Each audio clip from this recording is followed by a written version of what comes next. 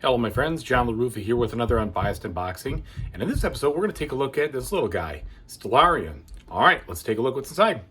And as usual folks, please like and subscribe to my YouTube channel if you haven't done so already, and if you have, thank you so much for doing so, I appreciate it. Okay, so this is in one of those Shaddy Torby lines of games. They usually don't show the game kind of out, which I would love it if they did. Sometimes they do. They just show like a cascade of kind of the components, the artwork, or the cards, etc. So I wish they did that, but I'm not surprised. That doesn't really stick with their style.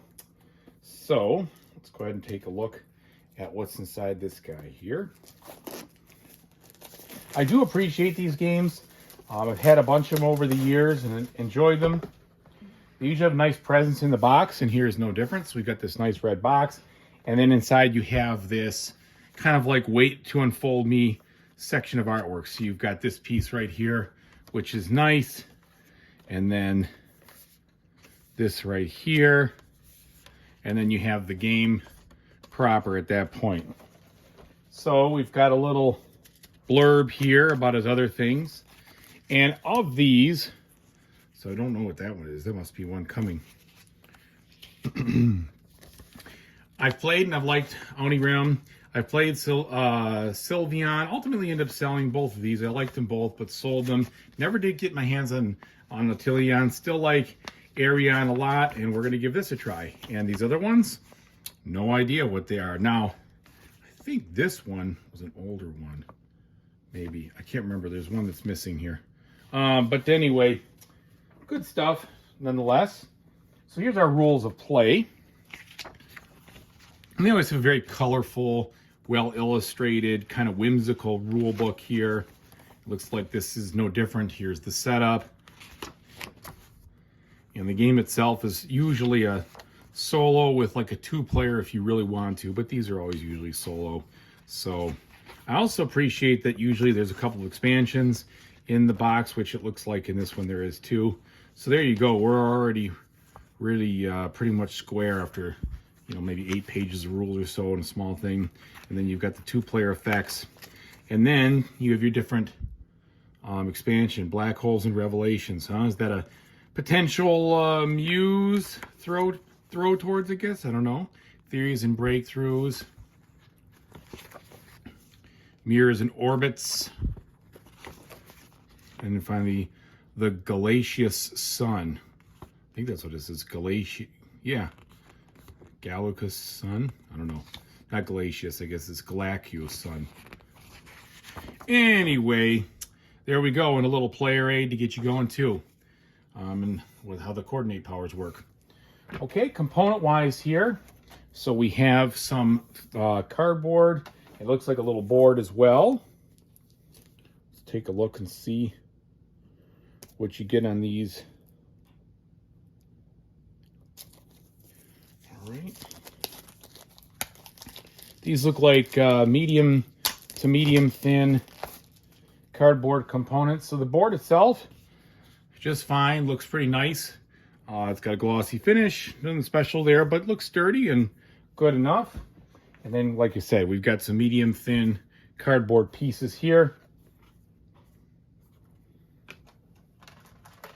We have our usual wooden, this feels wooden, token that usually goes with all these games.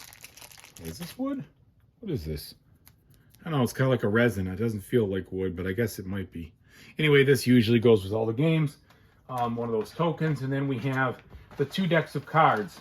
And it looks like you can fit your components in here with no issues. Hopefully the decks of cards, they sit flat like this, which means they're not going to sit flat when I sleeve them, which is frustrating because they clearly could have gone down a little bit more. I mean, you still had a little bit of room in here. You could have gone down that way.